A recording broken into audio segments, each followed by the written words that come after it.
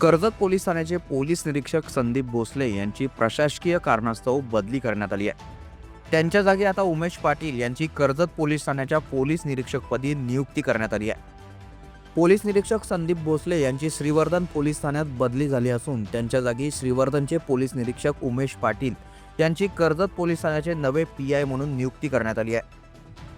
दरम्यान संदीप भोसले यांच्या कार्यकाळात कर्जत तालुक्यात कायदा व सुव्यवस्था अबाधित राखण्यासाठी विविध उपाययोजना राबवण्यात आल्या।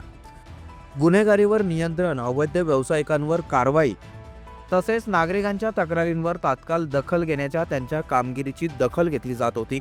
त्यांच्या बदलीमुळे कर्जत पोलीस ठाण्यात नेतृत्वात बदल झालाय। नवीन नियुक्त झालेले पोलीस निरीक्षक उमेश पाटील हे यापूर्वी श्रीवर्धन पोलीस ठाण्यात PI म्हणून जबाबदारी सांभाळत होते। समुद्रकिनारी आणि पर्यटन क्षेत्र असलेल्या श्रीवर्धन परिसरात कायदा व सुव्यवस्था राखणे, पर्यटकांच्या सुरक्षिततेसाठी उपाययोजना करणे तसेच गुन्हेगारी प्रवृत्तीवर नियंत्रण ठेवण्याचा त्यांना अनुभव आहे।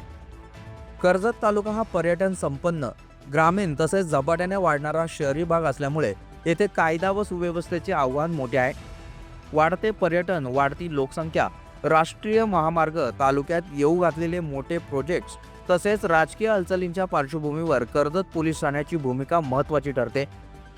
या पार्श्वभूमीवर कर्जत शहर आणि तालुक्यातील कायदा व सुव्यवस्था राखण्याची संपूर्ण जबाबदारी आता पोलीस निरीक्षक उमेश पाटील यांच्याकडे असणार आहे।